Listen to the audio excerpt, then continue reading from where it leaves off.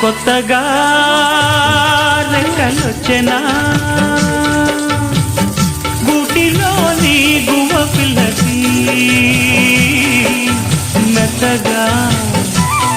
రేకు విచ్చెనా మెత్తగా రేకు విచ్చెనా కొమ్మ చాటునున్న కన్నె మల్లికి కొమ్మ చాటునున్న కన్నె మల్లికి కొత్తగా